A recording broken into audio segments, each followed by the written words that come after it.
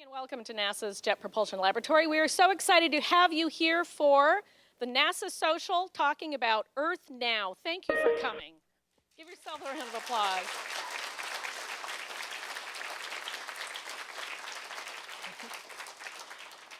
For those of you watching at home, we have 100 people here at Jet Propulsion Laboratory today and for tomorrow, and they have come from 22 states and 2 additional countries outside the United States, and they are going to spend the next 2 days speaking directly with our scientists and our engineers, getting a behind-the-scenes look at what we do here at JPL. Also, they can learn a little bit more about our missions, how they work, and feel more involved, because this is your space program. So far to date, NASA has held 72 of these events since 2009. They're held around the country at 10 different NASA centers and several affiliated facilities. We've had almost 5,000 participants at these 72 events. I think we'll kick it over the 5,000 mark a little later this month when the MAVEN mission launches from Florida, and they're doing a NASA Social there as well.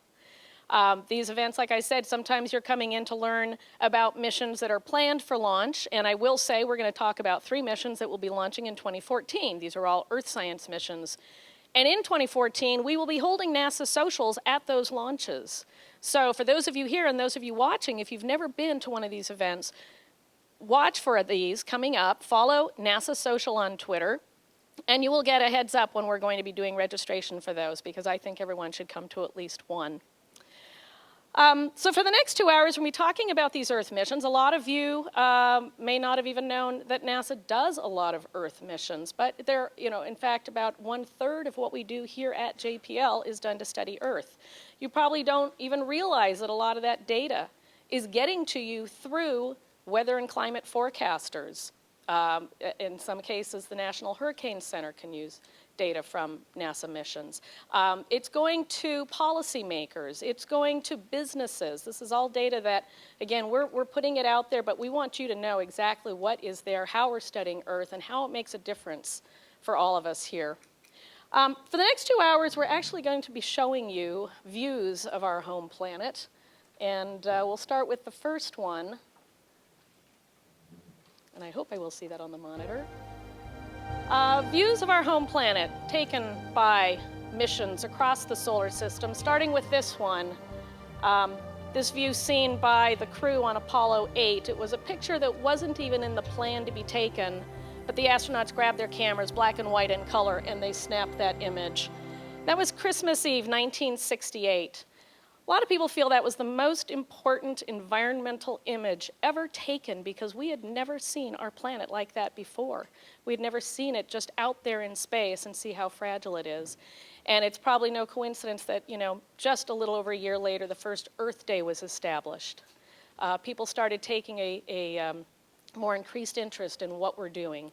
And not long after that, NASA started sending up fleets of satellites to study different elements of Earth. CSAT went up in 1978 to study our oceans. And since then, we have sent up a fleet of satellites bringing back Earth data. And to explain to you what we do today to study Earth, we'll show you this.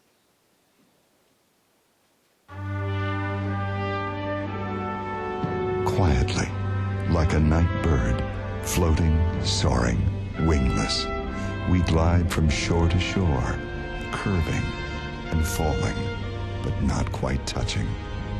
Earth, a distant memory seen in an instant of repose. Crescent-shaped, ethereal, beautiful. Like Apollo 15 astronaut Al Warden, who uttered these words, sometimes you have to step back to see just how delicate our planet is, and to experience the wonder of it. Hello, I'm Dr. Amber Jenkins, and I work with the scientists who study our home planet here at NASA's Jet Propulsion Laboratory. I'm here in JPL's Spaceflight Operations Facility, the nerve center for an amazing array of deep space missions. But there's more to JPL than just studying other planets. We also keep an eye on our home planet, Earth, with nearly a dozen instruments that watch over the land, sea, ice, and the atmosphere. Let's take a look at the satellites and instruments JPL builds for NASA.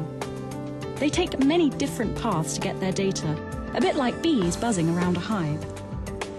Some of JPL satellites are small enough to fit inside the trunk of a car. Some are much bigger. And each one tells us something unique about the pieces of the puzzle of planet Earth. About 70% of the Earth's surface is covered by water. The oceans are home to some of the most amazing plants and animals in the world. Millions of people depend on the oceans for food and for fun.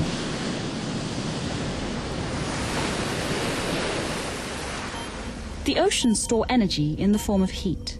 When the JASON-2 mission uses radar to bounce microwaves off the ocean's surface and measure the height of the seas all over the globe, we can see what's really going on. Our oceans have been getting warmer in recent decades, causing them to expand and global sea level to rise. In this map, we've exaggerated the peaks and troughs so you can see how water temperatures affect sea surface height. The blues are areas of cool water, and the reds show regions of warmer water where sea level has risen. The amount of heat stored by the oceans can have a huge impact on our climate. Knowing the facts and the places where warm and cool water are at any particular time gives scientists a fantastic tool for tracking climate change all over the world. At JPL, we also care about what's going on the land and how ice and glaciers on the land's surface change. Everything is constantly changing, even gravity. NASA's twin GRACE satellites show how gravity changes from one month to the next. This time, red is where the planet's gravity field has grown slightly stronger. Blue shows where the gravity field has become slightly weaker. We can really exaggerate the differences to see them better. By watching how gravity changes, we can track how water and ice move around the planet.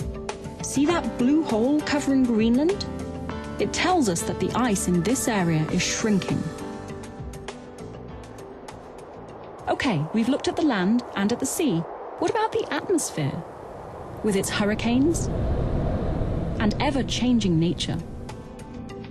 AIRS is an infrared instrument that flies on board NASA's Aqua satellite. It helps create global maps of air and surface temperature, of carbon dioxide, and of water vapor. These are important greenhouse gases that can change our climate. Check out this 3D view of carbon dioxide at 18,000 feet above sea level. Warmer colors like yellow and red show hotspots where there is more carbon dioxide. Where is all this red coming from? It comes from both natural processes and human activities. You add carbon dioxide into the air every time you drive a car or use electricity made from burning fossil fuels, like coal. JPL has many ways to take the pulse of our planet from space. Our scientists and engineers work with space agencies and institutes around the world to track Earth's vital signs. New missions will be going up soon to beam back even more clues about the oceans, land, ice, atmosphere, and how our climate is changing. I hope you've enjoyed our little tour. Remember, our planet, a small blue dot in the vastness of space, is all that we have. So let's take good care of it. Earth, it's your future and our mission.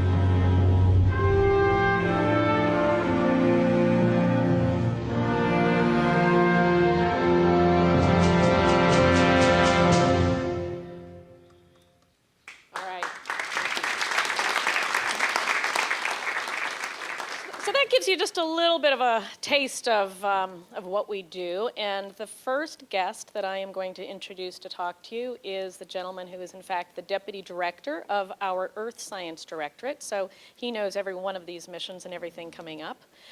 He is Jim Graff. He has been at JPL since 1974, working on various missions. I first met Jim in 1999 when you were working on QuickScat, which was an effort to get satellite in space to study winds that had to be done within about a year's time, and they managed to do that. Following QuickScat, Jim left Earth and went to Mars for a little while. He actually was the project manager for the spacecraft there at the back of the room, the Mars Reconnaissance Orbiter, and following that, after spying on Mars for a little while, that mission is still going, by the way. Many, many incredible images of the surface of Mars come from that. But Jim decided to come back to Earth and take up this position leading really the directorate with all of these different missions as deputy director. So Jim Graff, Welcome. Thank you so much for coming. Well, welcome to JPL. And they've given me 10 minutes, so I've got a lot of material to get through. Then we're going to have a question and answer right after that. So if you've got some questions, just let me know. Let's start with the first image, please. That's our planet Earth. But that planet is very difficult to understand. It's very complex.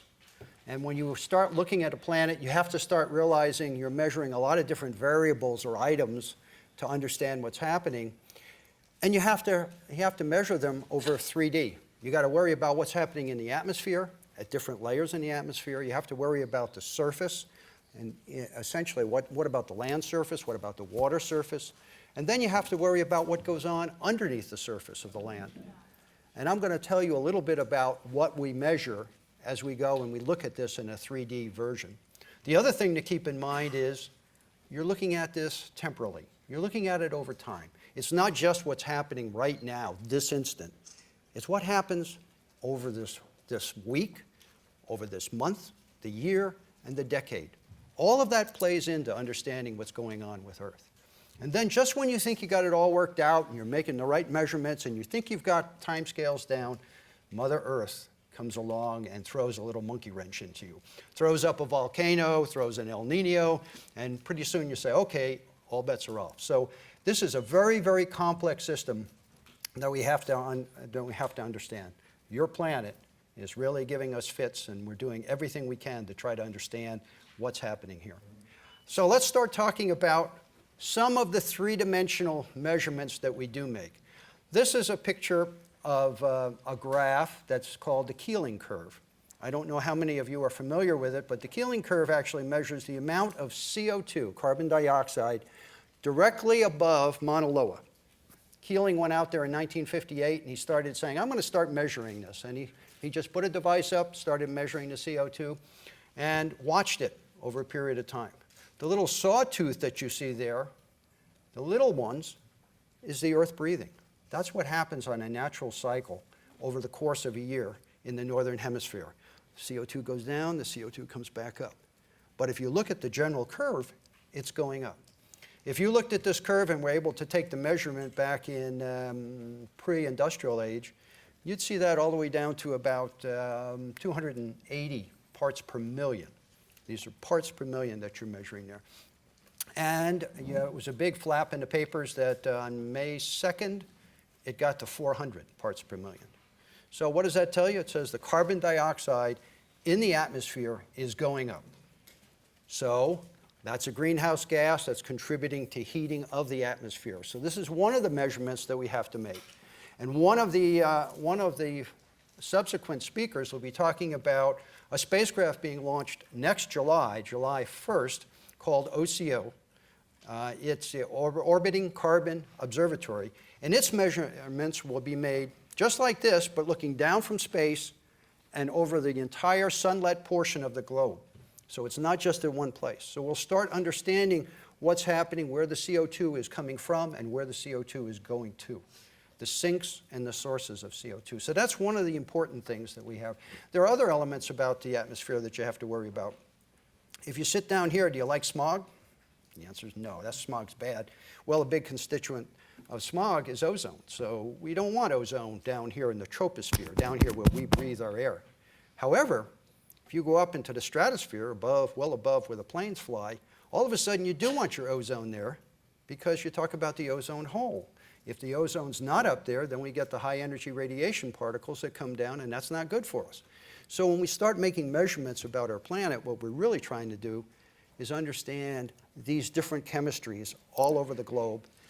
And in some cases, they're beneficial. Some cases, they're not. We've got to measure them high. We have to measure them low. We have to measure them over a period of time to see what's happened. In the next view graph, I'm going to move from the atmosphere. I'm going to move to the water. And this is an interesting chart.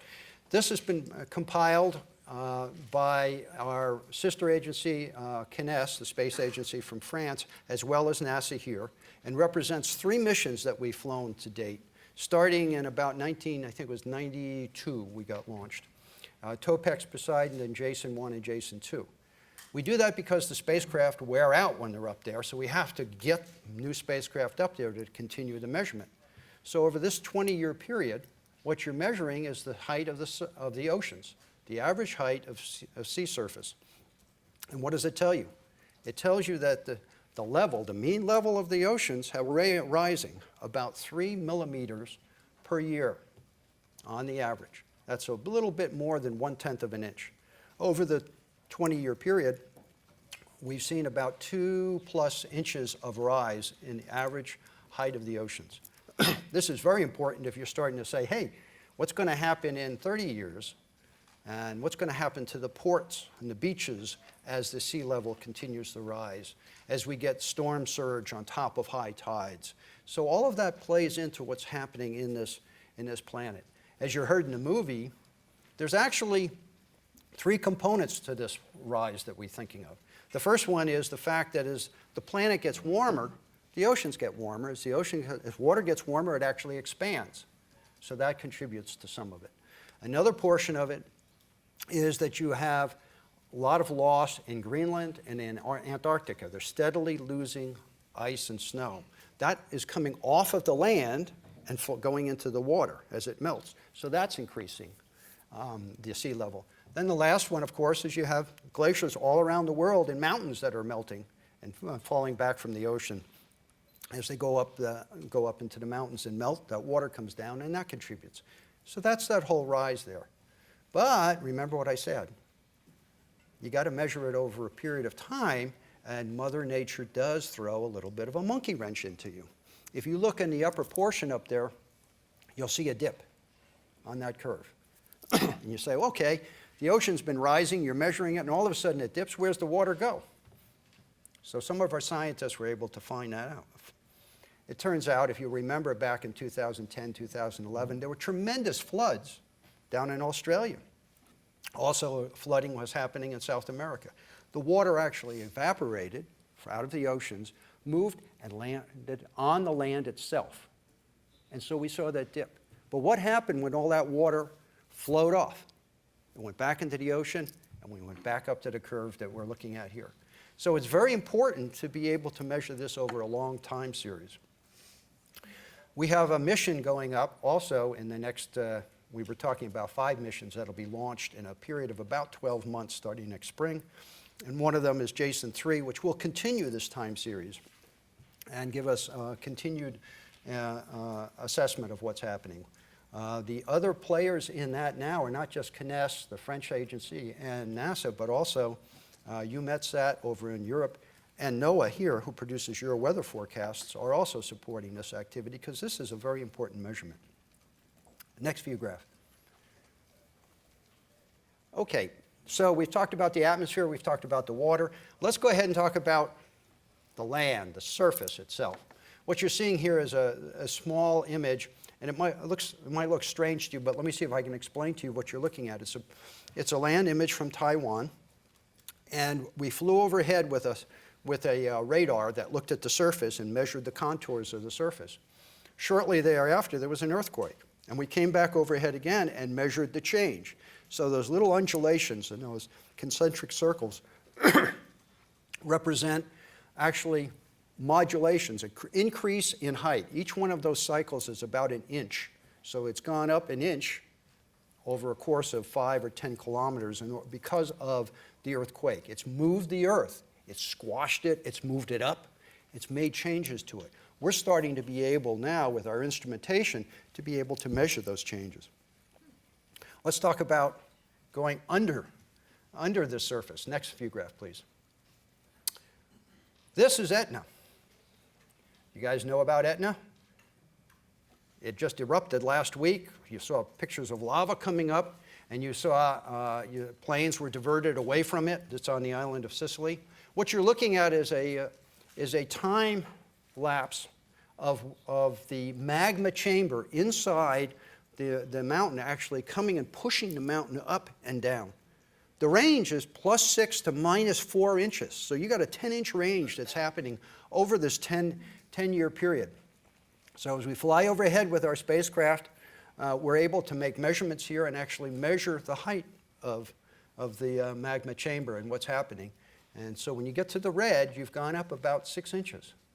So this is the whole, this is what happens when you talk about the subsurface. The whole world is moving on the surface and under the surface, and we have to understand what those elements are. If we go to the next view graph, we'll bring it back home. What happens in our own LA basin here? What you're looking at is aquifers that are underneath the basin that are actually charging, recharging of water, and then the water gets pumped out. So you're actually looking at the earth here as it takes in water and lets it go. The average height is going up about 2 inches and down about 2 inches as you go over the course of the 7 or so years that we've been making these measurements. I must say that a lot of these measurements that you've seen come from ERS-1 spacecraft, Earth Resources Satellite, which comes from Europe. So you've got magma, you've got water moving under the surface, you've got the surface moving, you've got the atmosphere. It's a completely dynamic system that we're trying to understand here. Each one of these measurements is great in its own and helps us, but we want to put it together. So the next view graph, we got to start thinking about cycles. Again, what I said is, if you look at sea level rise, that has impacts on the ports and what's happening there. Sea level, what happens? Water evaporates, goes into the atmosphere. What happens then? Well, that affects our weather. One of the biggest parameters we have that goes into your weather forecast is understanding what the water vapor is. So on a scale, this is really influences us on a daily basis, and we want to make that measurement. Then it rains, and we want to understand where it's raining. And then you get the fresh water that stores. And you want to measure what the heights of the lakes are and the rivers are. You want to know how much fresh water we have out there. And then again, it goes into the groundwater. You're measuring aquifers. As the aquifers increasing or decreasing, which way are they generally going? A lot of aquifers around the world are actually going down in the amount of water that they have in them as we pump more and more water out of it. There's not enough recharge associated with it. Then you have soil moisture, because that's critical to growing. So you talk about cycles. You've got to understand not just the individual elements, but you want to understand the whole cycle. And this is only one cycle. There's the energy cycle, there's the carbon cycle, there's a whole bunch of them, all of them working with one another or against one another at different times. So understanding the planet here is really a challenging task. Next view graph. So we talked about understanding the planet. Well, we have to understand the planet not just on our vantage point, but from a global perspective. What happens here affects us now, and we certainly want to know what's happening. But what's happening here may be caused by what's happening on the other side of the planet. For instance, El Nino. You have activity in the Pacific Ocean. That affects our rainfall here, our rainfall in the Midwest. When we say there's an El Nino, you can have more rain or less rain depending upon what's happening. So you can't just say, hey, I'm going to look at my little area of the planet. You have to look at the entire planet. Scale is important. It's very important to understand what's happening all around. When a volcano goes up, what happens? It spews into the atmosphere a lot of particles, and that affects the sunlight that actually comes through and gets down to the planet, to the surface here. So a volcano on the other side of the planet can actually affect us here. Scale is very, very important. Next view graph. So what do? From space, we make lots of measurements. We try to make uniform and calibrated ones. If you went out, if you took 1,000 people and you said, okay, you all have your own device, go out here, here, and here, and here, and make your measurement, I'll bet you those devices would not be well calibrated. And when you get all of your data back, you'd be measuring, well, am I measuring a change on the phenomena I was trying to measure? Or is it because Joe Blow over here didn't have the right calibration? In space, we calibrate one instrument. We spend a lot of time making it happen. And then we apply that over the entire globe. So we get a good calibrated sense of what we're looking at. We can have frequent coverage. We try to have a real global view of things. And we create that long time series that I've been telling you about. It's not just enough to look at it today. We've got to look at it over a decade or longer. So what are we doing about that? Next view graph. NASA has got a fleet up here, and I haven't counted them, but there's like 15, 17 different spacecraft that are flying up there right now. All of them are looking at different phenomena, some on the surface of the planet, some looking at the atmosphere, some looking at the sun to understand what the sun's input is to us. Some trying to look under the surface at the changes that are manifesting itself. So it's a very complex system of which JPL has contributed a tremendous number of instruments and spacecraft to this endeavor. What are we going to do in the future? Let's look at the next view graph. We have 5 launches coming up from JPL, and there are 2 more from our sister centers that will be happening in the period starting next spring till spring of 15. First one, I got to tell you, they're all different. They're all making different measurements, and they're all different sizes. No one size fits all. So the first one is called RACE. You can barely see it over here on the left-hand side. That's a picture of parts of it right there in the pictures on the left. RACE is what we call a CubeSat. Anybody here know what a CubeSat is? Excellent, excellent. Would you like to see a full-scale model of what that spacecraft looks like? Right there. That's it. This is 3D printing that came and created a model. What this will do, it'll be launched, it'll go into space, and it'll make water vapor measurements. A lot of young engineers at JPL are learning how to build spacecraft and how to build instruments and putting this together with the University of Texas. And we're going to fly it next summer. So that's the first one. That's the little one over here. These are roughly to scale, by the way. The next one is RapidScat. So sometimes we build new ones. Sometimes we save money and we try to take parts of old ones and put them together, and that's what RapidScat is doing. And I believe Howard Eisen is going to be talking later. He's in the back of the room about that. So I don't want to steal his thunder on it, but that is a vital measurement to help us understand the wind velocity at the surface of the ocean.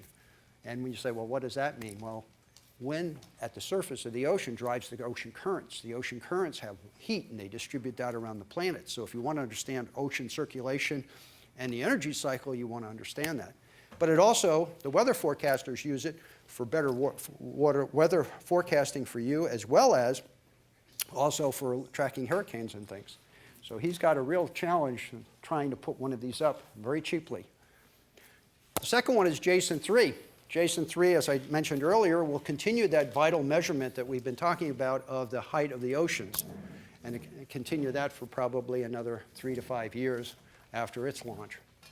Then we have OCO2, which is will measure the CO2 column, the carbon dioxide column. Remember, like the Keating curve, only the inverse. You might say this is 2. You might say, well, what happened to 1? We tried to launch 1 a couple of years ago, and it didn't make it off the launch vehicle. There was a failure in the launch, and it wound up in the ocean. So we have a second one to go up to replace that measurement. And the last one in this time period is SMAP. SMAP is soil moisture active passive, and if you look at the model in the corner back there, that's a 3rd scale model of this. That antenna revolves around. It's going to be, now that's 2 meters, that's a 3rd scale, so the full scale one will be 6 meters. That's about 20 feet across, and it's going to rotate once about every 4 seconds. And that enables us to look at the entire globe in 3 days because of what we're trying to do. And we're measuring the amount of moisture in the soil with that mission. So those are 5 missions starting next spring that we will be putting up to try to help you to better understand your planet here. So that's what I have. Take some questions. Thank you so much, Jim. Because as you can see, we have a ton of great spacecraft and so much science.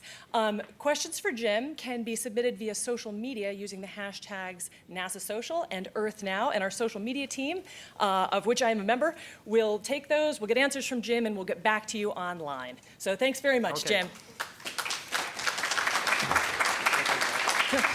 And here's your CubeSat.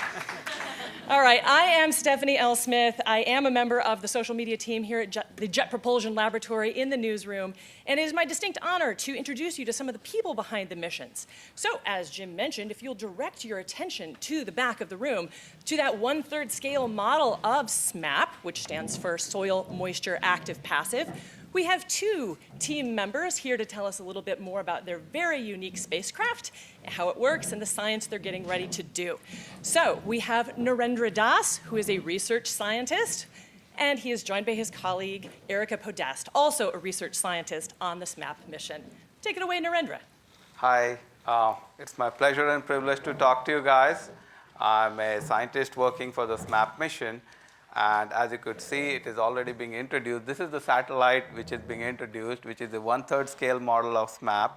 And as mentioned, this is a very unique satellite because of its antenna size and the type of work it is going to do. So let me start this satellite a little bit. Erica, could you please push that red button?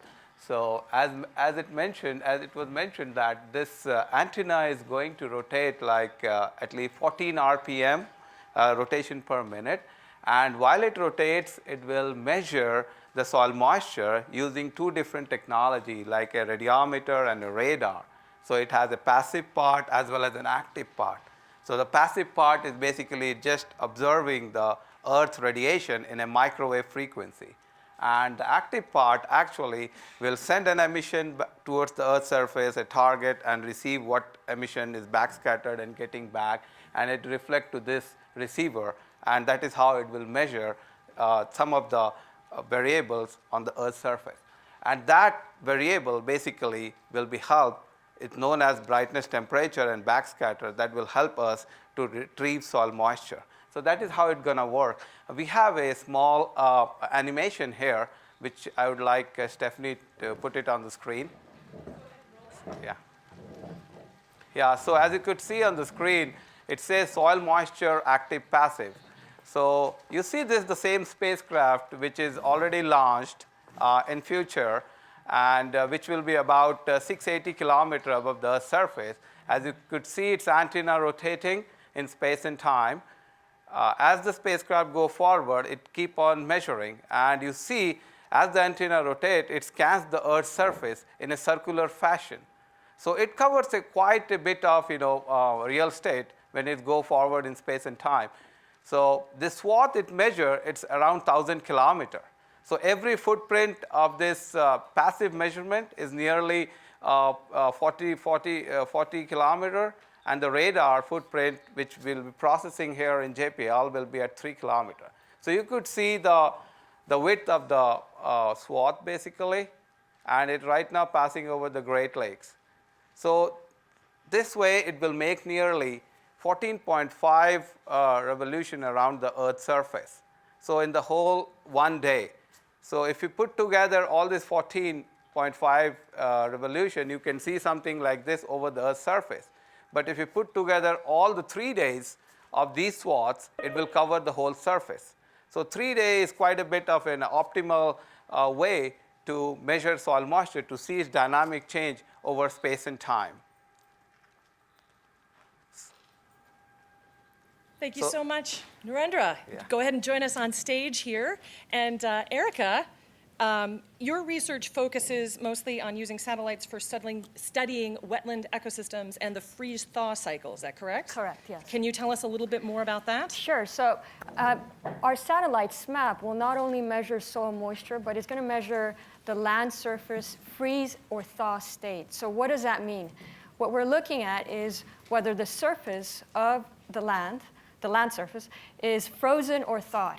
And this is really important to know because in the northern high latitudes, the seasons drive whether the vegetation absorbs carbon dioxide from the atmosphere or if it releases carbon dioxide into the atmosphere. So when the vegetation is frozen in the wintertime, think of it as just frozen sticks, and there's a minimal exchange of gases between vegetation and the atmosphere. But in the spring, when the land surface thaws and the vegetation thaws, there's an enormous surge of water in the land surface. You've got snow melting, you've got water on the ground, the trees are thawed out, and they can draw water, and they start what's called the growing season. And this is extremely important because that's when vegetation starts to take in CO2 from the atmosphere. Now, if you remember Jim Graff's graph on Keeling's curve, you saw that cycle. That's the Earth breathing. And that's because primarily of vegetation in the northern high latitudes that's breathing in the summertime. During the growing season, it's taking in an enormous amount of carbon dioxide from the atmosphere. So that's what we're looking at as well with SMAP, whether the land surface is frozen or thawed, which will help us assess the growing season length and the variability in the growing season from year to year. Okay, I think we're going to have time for 2 questions in the house here. We have a microphone runner, Jari. So if you have a question for Erica or Narendra about SMAP, just go ahead and raise your hand, and she will bring it to you so that people watching at home can hear your lovely voice. We do need to let Erica get out into the field today. She's going to be doing some field research in our local mountains for another Earth sensing mission. So keeping one eye on the clock for you because science never sleeps. Any questions about SMAP? There we go. Hi. It's actually about the design of the satellite. It looks pretty unique from the others that we've seen. Can you tell us a little bit about how that design came to be? Actually, it has a legacy of hydros. So soil moisture being measured, right now it's being measured by some of the existing satellite, has a very coarse spatial resolution, like around 40 to 50 kilometer, which is okay for some of the applications like climate and weather. But most of the time, soil moisture is required in applications like agriculture, applications like watershed management, application like health, drought, and landslide, flooding, and all kind of. So that requires a very high spatial resolution of soil moisture going from 1 to 10 kilometer. So based on the application. So based on the existing technology of radiometer, if you need to measure at that particular high spatial resolution, you need a huge antenna, which is not feasible in space. So it has to be done through such a way that it incorporate radar and radiometer both. But the problem with radar is that if you measure soil moisture, it's very noisy. It's not very accurate. So this kind of framework came into existence, like which we are doing and building this satellite. What it does, it merges radiometer as well as radar observation. So the radiometer observation actually is very accurate to some extent, and it's very optimal. But it doesn't have the spatial resolution. Radar observation, on the other hand, is very noisy, but has the advantage of very high spatial resolution, like 1 to 3 kilometers. So what we are going to do, we blend the better part of both of them to make a spatial resolution of 9 kilometers. So which would be very much good for a lot of applications, like for agriculture, weather, drought monitoring, flood forecasting, those kind of applications. That's why this spacecraft has both radar and radiometer mounted, and it will use the same antenna. So it works like the radiometer is on, then the radar is on, the radiometer is on, then the radar is on. So that's how this whole technology came into being. And to add to Narendra's answer, the technology that we're using here, microwave remote sensing, allows us to observe the surface of the Earth regardless of any kind of weather condition or day or night conditions. And that's really unique because with optical sensors, we have problems whenever there are clouds. So here, we don't have to worry about that. Except for some very, very heavy rainfall, rest of the time, this radar can, this instrument can monitor 24/7. Great. Any other quick questions in the house? Yes, they're in the back of the room. Can we get a mic runner to you? Keep your hand up. Don't be shy. We'll put the social back in NASA Social. How is this mission going to be ground truthed? Okay, so that's a very big, extensive program going on called CalVal program, called Calibration and Validation of the SMAP measurement. So I'll talk about the soil moisture calibration validation. Erica will talk about the freeze-thaw validation. So in soil moisture validation, what we do, there are various ways to do it. One is measuring the soil moisture in situ. That means there are instruments there which measure soil moisture in a watershed, or by using some other satellite, or by using some model. So our focus is mostly using soil moisture measured on surface. So we have designated that into the core sites as well as candidates sites or sparse network. So our most focus is on the core sites, where we do on a grid scale size or in a watershed, we do lots of measurement in a spatially dispersed way. And that provides us kind of a average soil moisture in a grid scale or a pixel scale at which we will be measuring and retrieving soil moisture. So that kind of campaign goes on for a month or so, where people also go and measure soil moisture, and also we have instrumentation. So the advantage of instrumentation is that it can go for a longer time period. So we keep measuring that watershed or the grid scale for a long period of time, and we have some kind of upscaling or scaling function. We scale that soil moisture, bring it to satellite scale, and then validate the soil moisture. All right, thanks so much, Erica and Narendra. Don't forget to tweet your questions if you think of more later. Okay, thank you.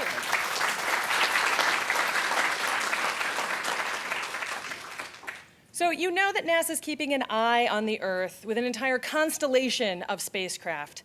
I would like to introduce my colleague, Doug Ellison, who is a visualization producer here at the Jet Propulsion Laboratory. He is going to demonstrate for you a free tool that you can use at home to see where all of NASA's Earth-sensing satellites are at any given time, and another tool that shows you data sets. So this data is yours. Take it away, Doug.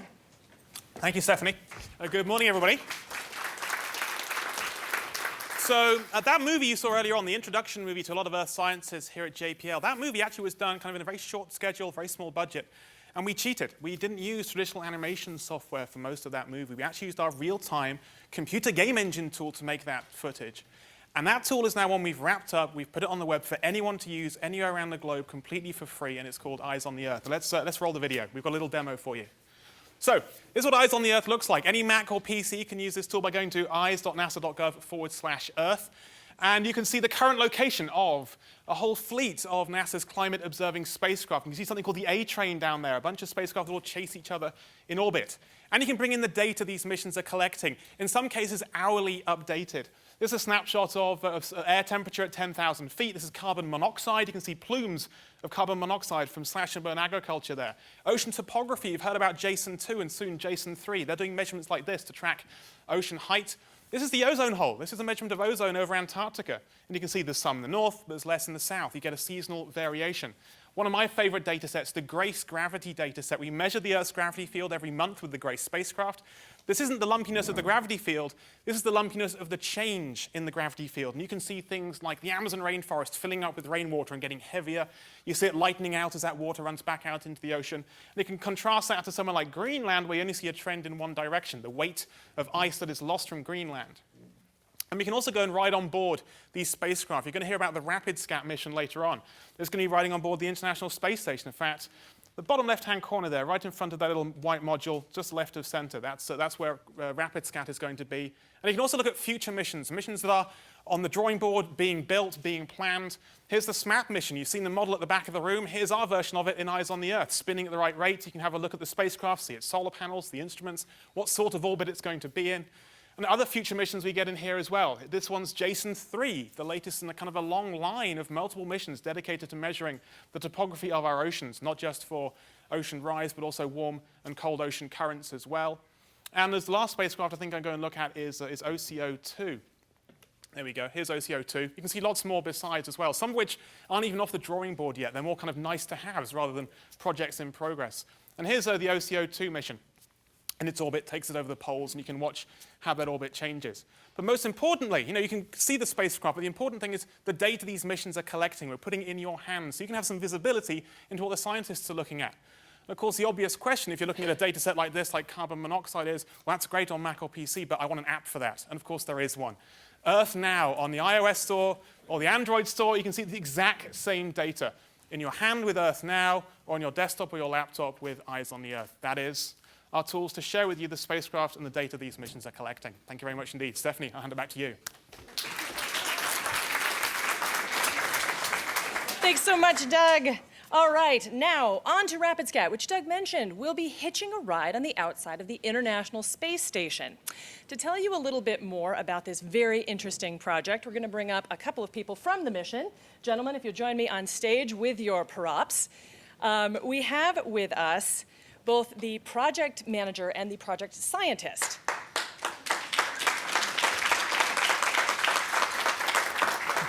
So in the blue is Howard Eisen. He is the project manager. And in the green is Ernesto Rodriguez, who is the project scientist. They'll be telling you more about RapidScat. It's interesting inception story, all the parts that came together to make this spacecraft and the accelerated time scale that it's on, and then how it will use microwaves. Yes, a low energy version of the same microwaves you use to heat up a burrito will be used for science. And they'll tell you more about how it will measure wind speed and direction on the ocean. Gentlemen? Good morning, everyone. Sometimes we develop brand new instruments and brand new spacecraft as the need arises. Sometimes we find creative ways to use what we already have. There was a mission that went up in 1999 called RapidScat, which did a fantastic job of using scatterometry to understand the interactions between ocean winds and waves. And Ernesto will share with you some of the results from that mission and show you how they apply here to RapidScat. But the International Space Station, which was essentially completed as an assembly about 3 years ago, wasn't originally designed for a lot of external science. And the space station community wanted to promote that, and so they offered up opportunities about 2 years ago for people to propose instruments to be put on the outside of the station. An engineer here named Rob Gaston, who had worked on RapidScat, realized there was a lot of leftover hardware from RapidScat which could be utilized for this purpose. And so what you're seeing here is kind of a recycled mission. We've taken flight spare hardware, we've taken engineering models which are used in the development of that other mission, and in this case we're applying it to a new purpose on a new spacecraft, that being the space station. And the space station gives us lots of advantages because it already acts as our host. It provides power, it provides attitude control, it provides a communication path for us. All things that we would need to build if we built our own free-flying spacecraft like we had to do with SMAP. So we can roll the video. We'll show you a little bit about how this mission will occur. Of course, all of our missions start with a launch. This is a SpaceX Dragon. Falcon 9 is the name of the rocket, and the spacecraft on top here is called the Dragon. And this was an earlier launch out of Florida. They successfully launched out of Vandenberg a few weeks ago, so now they're capable of launching out of both coasts. But like all station missions, we'll go up out of Florida. There you see the Dragon in free flight on its way to the station.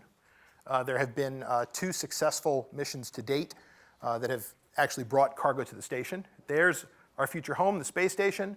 And this is going to highlight the Columbus module, which is actually a European module that's on the station. Some of the modules are provided by Japan, by the US, by different partners. And here's showing the sequence. We're inside the Dragon. This is the Dragon, and it has this area called the trunk. And the payload gets pulled out. And the payload actually launches as 2 separate pieces. You can see one piece being pulled out there. And they're separately brought over to the space station and attached to the end of the Columbus module. So what you see on there now at the end of the arm is the instrument portion, which has the rotating antenna and most of the electronics related to the instrument. What's already installed there is the nadir adapter, which gives us the view looking down at the Earth and provides the direct communication back to the space station. We've had to actually convert protocols. We have an instrument that was designed to work on a satellite built by Ball Aerospace, and we launched a similar spacecraft with the Japanese back in the mid-90s. We've had to convert that into the kinds of protocols that the space station uses.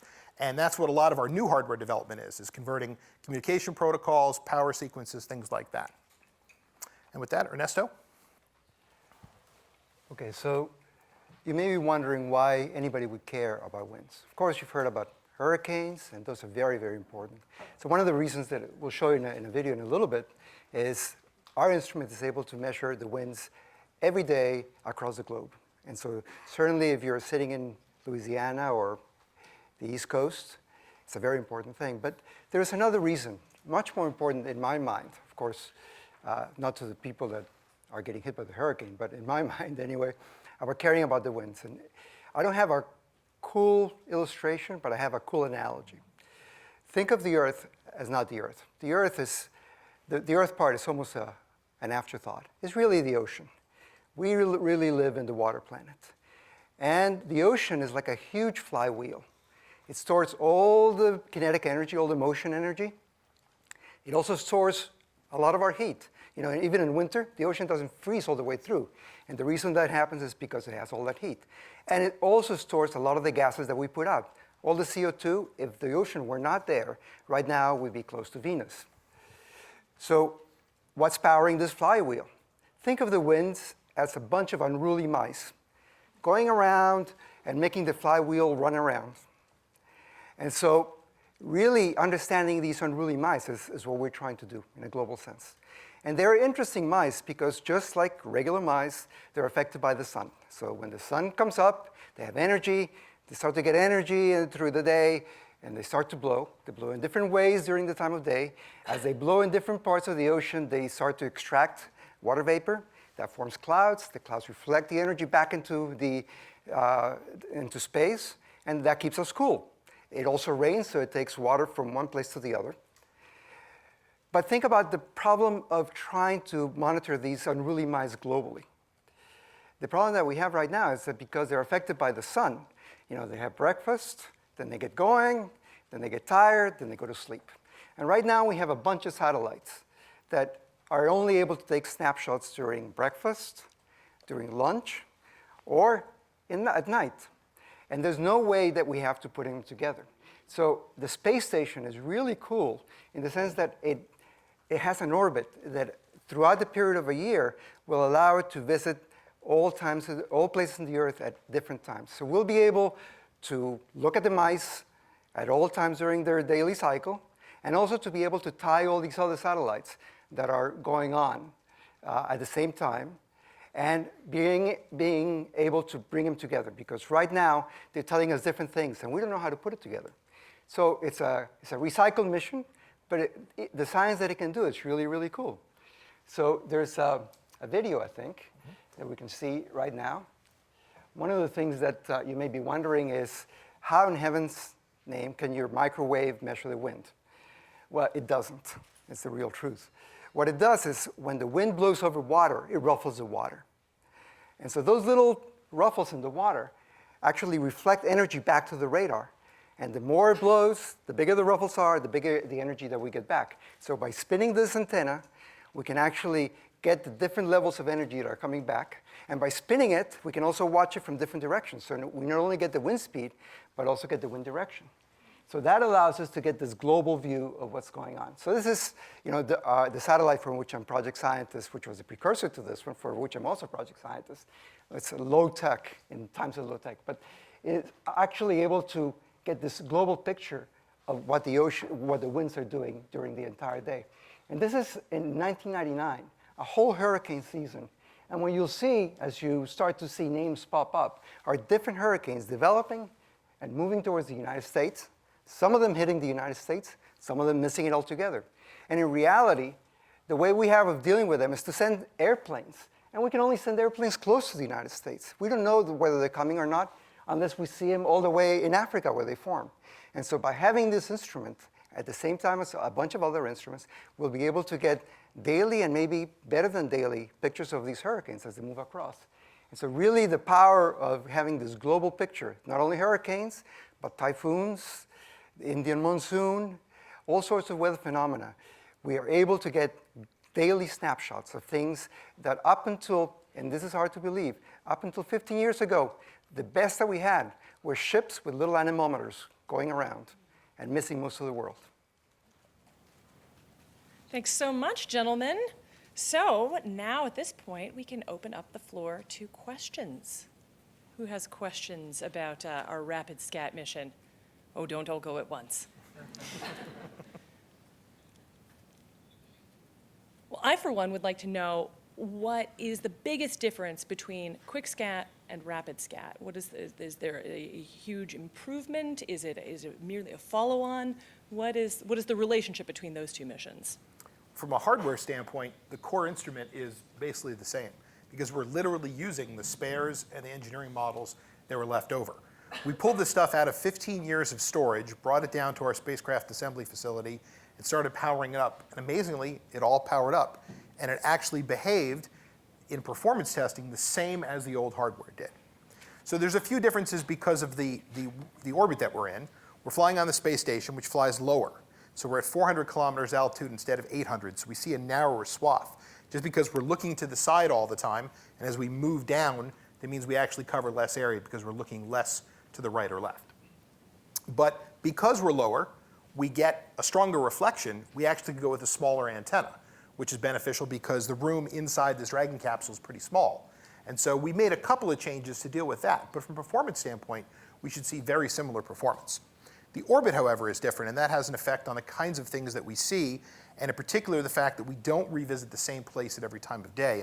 And Ernesto could elaborate on that. Yeah, so again, as I mentioned earlier, the fact that we don't revisit the same time of day at the same place allows us to both do two things that are unique. First, to tie all the satellites that are in this constellation, this international constellation, that do visit things at the same time of day every day. And the second one is to actually understand the processes that are time varying as a function of time of day. So it's really all hardware, new science. So one follow-on to that, what about the budget? So we're doing this mission, what we consider to be on the cheap. It's running about $26 million. By comparison, we took a look at building just another QuickScat-like spacecraft today to be able to do a similar mission, and the budget estimates ran about $400 million. Fantastic. Okay, if we can get our mic runner over to Sarah Mora. I know she's patiently got her hand up. Hi, I'm actually really interested in sort of the incubation stage when you're trying to brainstorm how are you going to get data to answer questions that you want to answer, because I would not have thought to do what you're doing with satellites to measure what you're measuring. It's totally fascinating to me, and I just want to know if there's, some interesting aha moments that happen. You want to talk about the history of scatterometry? Or? So there's a couple of ways to answer your question. Basically, when scatterometer started up, it was a very dedicated, small thing that 10 scientists in the world understood. Then, as we started to see the importance, especially hurricanes and throughout the world, people sailing and people shipping, the operational agencies like NOAA, the European Center for Medium-Range Weather Forecasting, the Japanese Space Agency, the UK Met Office, all started coming to us and say, hey, give us your data. We'll put it into our models. And so right now, we get the data directly from the satellites. We process it about really quickly, about an hour, and put it out there so they can use it. And so when you see the weather forecasters, they actually have a wealth of data from different sources, and this is one of them. It also goes into climate models. All right, next question. Down here in front. Hi, I'm Anastasia. I was just wondering, I'm a big fan of Elon Musk and SpaceX, but I wonder how everybody works together. Is it an easy collaboration when, it just must be amazing the level of details that you have to talk to the various agencies? The collaborations are a challenge. Where there's lots of government bureaucracy, unfortunately, that's involved. For us to work, for example, with SpaceX, they're actually under contract to the ISS program, which is run out of Johnson Space Center. And so we're supposed to talk to somebody at Johnson who's supposed to talk to somebody at SpaceX. And you have that a lot in government contracting. But fortunately, the people who are involved are all really good people and all really want to do the right thing. And so you wind up building relationships with folks, and you wind up having the discussions you need to have without going through the formal channels, or you catch up later, or you copy those people. Nowadays you just CC 40 other people in your emails, and they're considered informed. But the SpaceX, the SpaceX people are really great. They're new to this game too. They've only had a handful of launches. They've only had a handful of Dragons. And in fact, up until now, there hasn't actually been a science payload delivered through the trunk. The first one is coming up in the SpaceX 3 mission, which is going to have HDEV and OPALS, which are two technology experiments. And so we are the first, we're actually the first external science mission really going on the station that's looking down at the Earth.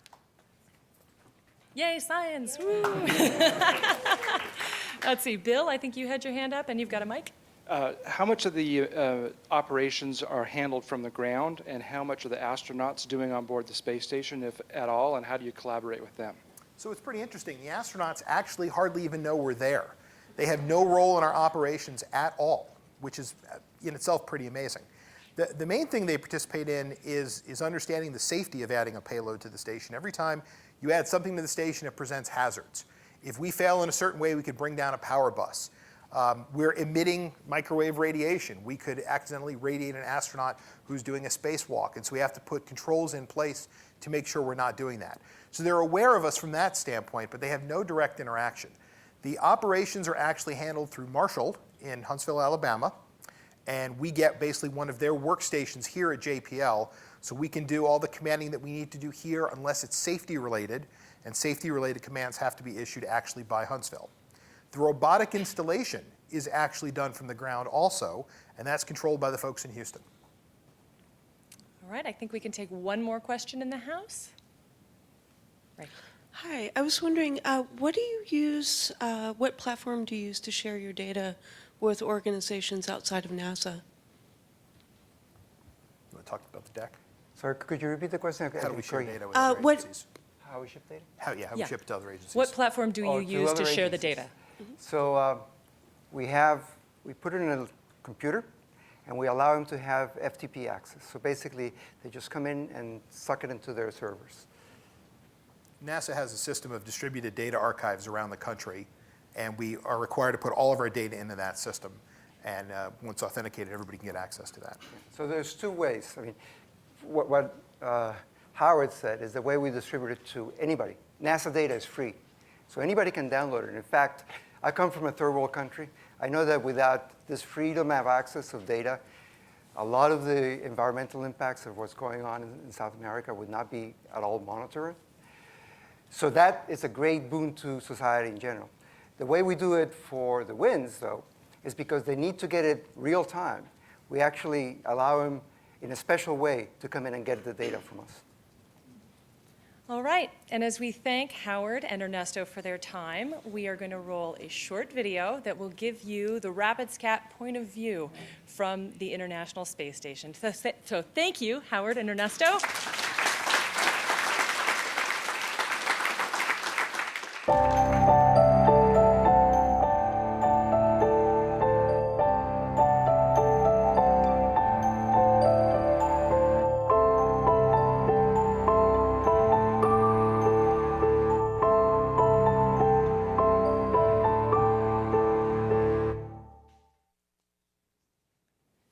It's beautiful, isn't it? I love the lightning, I love the aurora, and the ocean. So we've talked a little bit about ocean. Jim Graff talked about ocean being very key to our understanding of climate science and climate modeling. And here to explain a little bit more about why the ocean is so important is a JPL oceanographer and climate scientist. His name is Josh Willis. Take note, he is going to show you an amazing trick to wow your friends to explain climate science and specific heat of water. All right, take it away, Josh. Hey, everybody. How's it going? Yeah, that was unenthusiastic. Come on, how's it going? Yay! All right. Look at this beautiful setup here. I wonder if I can wreck some of it without them getting mad at me. We're going to find out. Okay, so my name is Josh Willis. I'm a climate scientist and an oceanographer here at JPL. And I'm also the project scientist for the JASON 3 mission, which is a follow-on mission to the JASONs 1 and 2 and TOPEX Poseidon, which came before that. And what that mission does is measure the height of the ocean from space. And it's really an incredible technological development, even though it's been around for 20 years. This technology has been doing this particular job for about 20 years. Essentially, they can measure the height of the ocean with an accuracy of about 1 inch from 800 miles in space. So there's a big footprint, and it averages over all the waves and stuff like that. And you can see how tall the ocean is from space. And this is really important to me as an oceanographer because oceans play a huge role in our global climate system, as you can imagine. So how much of the planet is covered by oceans? You guys know? 70 something? Yes, over 2/3. That's right. Over 2/3 of our planet is covered by oceans. And so, as you can imagine, Arthur C. Clarke once famously said, we shouldn't call our planet Earth, we should call it planet Ocean, because it's more ocean than it is Earth. So you can imagine that as our climate changes, as we drive our climate into a new realm by adding CO2 to the atmosphere, really almost all the changes are happening in the oceans. So if you think about climate change, if you ask, where is climate change happening? The answer really is in the oceans. We think of it as happening to us because we live in the atmosphere. We think of it happening in the atmosphere, and a lot of times when we talk about global warming, we talk about the rise in the temperatures of the whole planet, the surface of the planet. But in fact, really, it's the rise in temperatures of the oceans. Over 90% of the heat that's trapped by greenhouse gases is warming the oceans. Over 90%. So in other words, the oceans are really our barometer for how much we're changing the climate. And the reason that missions like JASON and JASON 2 and JASON 3 are so important is because they measure that rise in the oceans. If you have an accuracy of about 1 inch over a single spot on the Earth, and then you fly around the planet for about 10 days, you cover almost the entire oceans, then you take this measurement over and over and again, then in 10 days, we can essentially measure globally averaged sea level. Essentially, we can measure the volume of the ocean and how it's changing.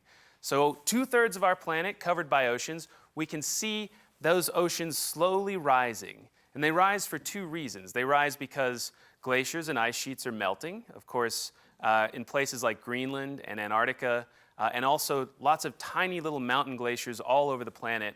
As the atmosphere heats up, as the ocean heats up, these melt, and that meltwater eventually finds its way back into the oceans. So we can see this rising of the oceans from space, from our space satellites. And I like to say that, in fact, this satellite and its predecessors, JASON, this one's JASON 2, I believe, or it might be JASON 3. Anyway, they look almost identical. These satellites are really our yardsticks for measuring global climate change because the sea level rise represents the increase in water, it represents the melting of glaciers and ice sheets, but it also represents thermal expansion. It turns out when water gets warm, it actually heats up, it actually expands. So expanding water is one of the causes of global sea level rise. And we can essentially measure the sum of these 2 things. We can measure the thermal expansion plus the runoff from space using satellites just like this one. And that's really why they're so important. They're really our most accurate tool for measuring global warming. Recently there's been a lot of discussion about a pause in global warming, that the surface temperatures were going up really fast and they seem to kind of level off. And I like to say that paws are for kittens and puppies and not global warming. Because in fact, global warming hasn't really paused. If you look at any other measure, if you look at sea level rise, if you look at the melting of glaciers and ice sheets, if you look at sea ice loss in the Arctic, all of these things are just continuing on. They're all still happening. There is no pause in global warming. The surface temperature bounces around because of natural fluctuations a little bit, and if you pick the right period, then you can make it look like there's no warming over a period of time. But in fact, better measures of global warming, like the ones that come from these satellites, show that sea level rise is continuing, and in fact, there is no pause in global warming. If anything, global warming is accelerating.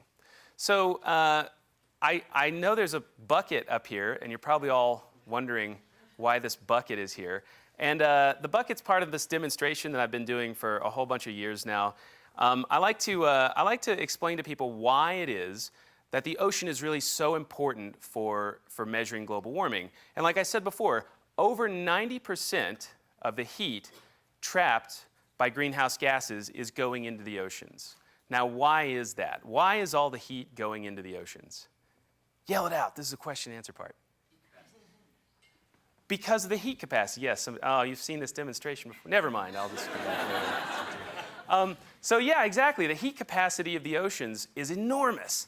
And water, it turns out water is just really, really good at sucking up heat. And that's why over 90% of that heat is winding up in the oceans.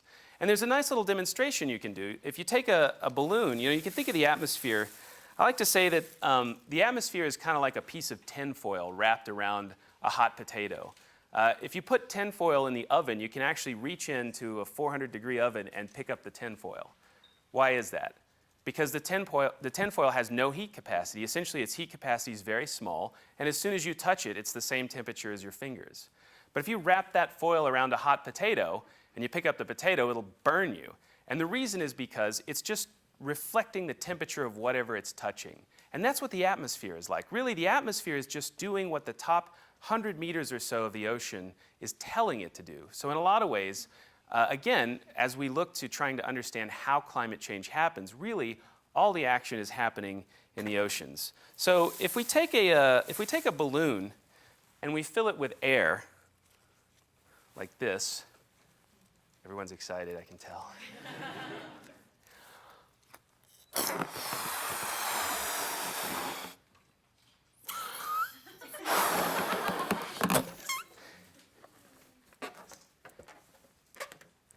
Now, if I hold a flame to this balloon, what do you think is going to happen to the people in the front row? They're going to get splattered, somebody said? Oh, I hope not. Our insurance won't cover that. So if I hold a flame to a balloon, it pops, right? You guys ready? I don't think you're ready. Are you ready? Here we go. 1, 2. Yes, I knew I could mess up this set. So the reason the balloon filled with air pops is because it has a very low heat capacity. But if you fill a balloon with water, then it turns out you can stand there with a flame against it like all day and it won't pop. And I've done this experiment many, many times, and I can assure you that the balloon has almost no chance of popping. Like, it's definitely...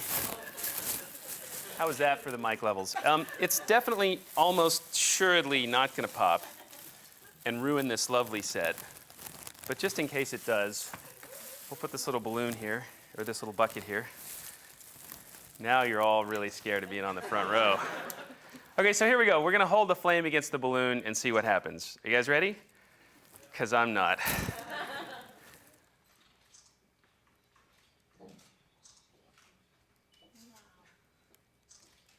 Anybody want to get lunch?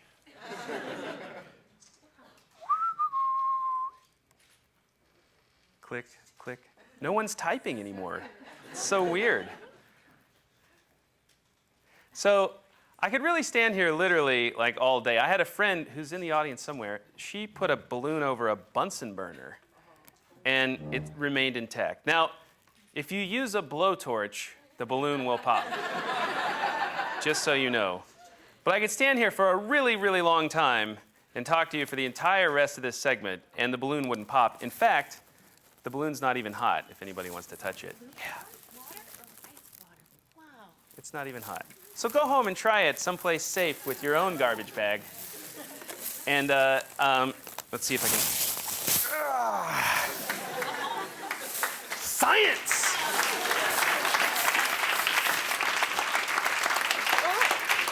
Josh, we've got some time for questions. Do you have some time for questions? I have some time for questions. Do you have questions? Who's got questions? Who's got a question? Well, there we go. Wait for a mic runner to come to you, and your question will be answered.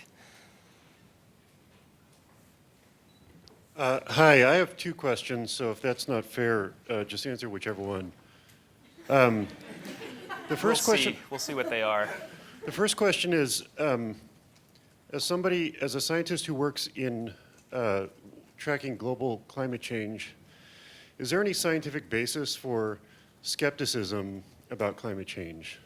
That's my first question. And then my second question is, how far away are we from a runaway greenhouse effect? Oh, okay, 2 great questions. So with regard to the skepticism question, I guess I would say that climate science is all about skepticism. In fact, as a scientist, I'm probably the most skeptical person in the room. But with regards to what's been proven in terms of climate science, we've proven really beyond any doubt that humans are the biggest factor driving climate change today. So we've had a very stable climate for about 10,000 years. And then in the last 150 years, we've started to completely change the atmosphere. We can measure that. We can actually take the carbon out of the atmosphere and weigh it, look at the isotopic ratios, and see that that carbon came from burning fossil fuels. And we also know from the basic physics of how carbon dioxide interacts with light as it comes in from the sun and outgoing radiation as it goes out from the Earth, we know that that carbon dioxide is going to trap extra heat. And we also know from the climate records that things like sea level rise were stable for thousands of years. We had 2,000 years with almost no sea level rise. And then in the last 150, boom. So we have a really good chain of evidence holding together our knowledge of human-caused global warming. So if your question is about, is there doubt that people are causing global warming, really there's no doubt anymore. Skepticism, of course, in science is an incredibly important part of science because if I try and publish a result, immediately what happens is, if I say X is true, then I write it down, I send it to all my peers who don't really like me that much anyway. They tell me all the things that are wrong with it. They send it back to me. I try and fix it. They read it again. They send it back to me. And after it goes through this iteration process several times, finally, I published a paper that a whole bunch of my colleagues can agree on is true. But that's not the end of the process. Eventually, somebody else will publish another paper and another paper and another paper looking at the same results over and over and over again. And it's through that process that we built this tower of knowledge, which is really hard to knock down with a simple, I don't really think that's true. So in terms of is there skepticism, well, skepticism's a part of science. But is there doubt about human-caused climate change? I think the answer is no. Runaway greenhouse gas effects, we're still finding things in the climate that might trigger stuff like that. So we don't have a good idea of when that might really happen. Sometimes warming up the climate adds more CO2, which warms the climate even more because of carbon dioxide trapped in these different places. So I think that the answer to that question is sort of, we don't really know if we're close to a runaway greenhouse effect. All right, next question. Oh, we have a mic on the other side of the room. Thank you. With regard to the ocean height change, what kind of percentage is coming from the density change of the water as opposed to the ice caps melting and runoff and things of that nature? Oh, that's a great question. It's about 1/3 of sea level rise today is caused by warming and thermal expansion. The other 2/3 is the melting and runoff. But looking out into the future, it's going to tilt way more towards melting and runoff because there's only the oceans can only absorb the heat so quickly, but you can melt an ice sheet really fast. And so in the future, we expect it to be more and more melting and less thermal expansion or density changes. All right, let's see, where'd our microphone go? Ray, you had a question? Ray Beta? Okay. All right, I love it. So many questions. Everyone's so polite. My question is actually less about the science than the outreach. When you're doing fact-based work, but in a field that's been artificially politicized, how do you use and what tools do you turn to reground the conversation in facts? Well, so that's a fantastic question. The tool that I like to use, as you might have already guessed, is comedy. I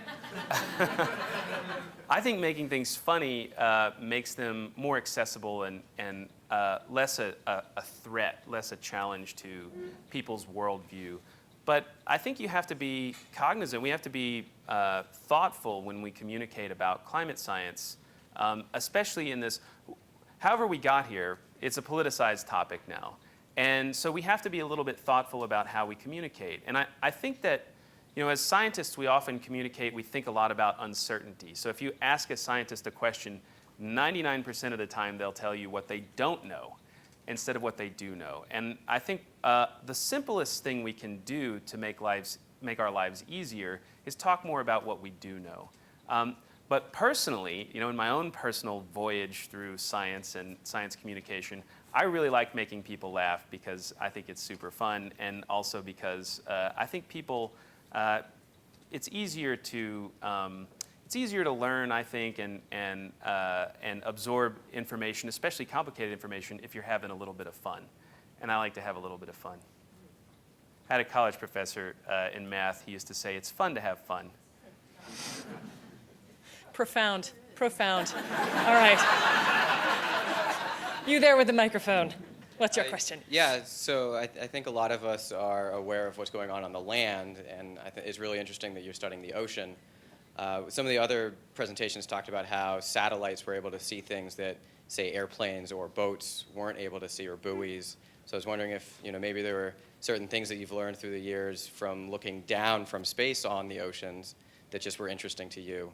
Oh, absolutely. That's a fantastic question, and I think it's one of the reasons why NASA is such a special place to do this kind of work, because climate science, climate change is happening to the whole planet. But we can't fly an airplane high enough or put enough buoys out to kind of see the whole planet all at once. And satellites allow us to do that. There's some trade-offs that you have. Like, for example, our altimeter satellites, our sea level satellites, can't see below the surface. They can't tell us what the temperatures are doing, and mostly a little bit they can tell us about the currents, but you can't see below the surface of the ocean from space very well. So you give up something, but what you get is this big picture. And things like El Nino have really been revolutionized. So we knew that El Ninos happen in the Pacific Ocean, and just to remind you what an El Nino is, there's a big pool of warm water in the western Pacific, and every couple of years it slides over to the east, and it wreaks havoc on weather patterns all around the world. And we knew that it happened, and we kind of knew the physics of it from other things, but satellites showed us how global that effect can be. So we've seen impacts of El Nino as far away as Antarctica and Greenland. So it really gives you, and you wouldn't have even thought to look for that if it wasn't for something giving you this kind of big picture. You can see it all at once. The other thing it gives us is global sea level rise, which in my book, like I said, the yardstick of global warming. So those kinds of things you really couldn't do without satellites. Right. Let's see, who's got the mic? Who's got the mic? All right. It's a game of hunt the mic. There we go. No, Jari is right behind you. And Bill is right in front of you. Oh, that was a race. Next one's yours. Actually, let's go ahead and get the mic into the hand of the next person. Any other questions out there in the house for Josh? Right here. So Jari, if you want to bring the mic on this side. Right here, too. Oh, right there. That's okay. Aha. But when and where is Jason launching? It's launching in 2015 out of Vandenberg. Hopefully, unless our budget gets slipped again. I was just wondering, I know that most astronauts have a combination of diving, a love for the ocean, a love for the air as pilots. I wonder if when you become an oceanographer, if you're a diver yourself, and you use that for some of your... I'm the lamest oceanographer in the history of oceanography. Never. I haven't dived. I don't dive. And what's even sadder is I spent 8 years in San Diego, and I never learned how to surf. So, anybody want to teach me how to surf? I'll be happy. Yes. All right. But I do have other hobbies like comedy. That's right. You do improv, don't you? I do improv. Yes, I have I'm taking classes at the Second City in Hollywood and trying to do some Comedy and science, not mutually exclusive. They're two great tastes that taste great together. Right.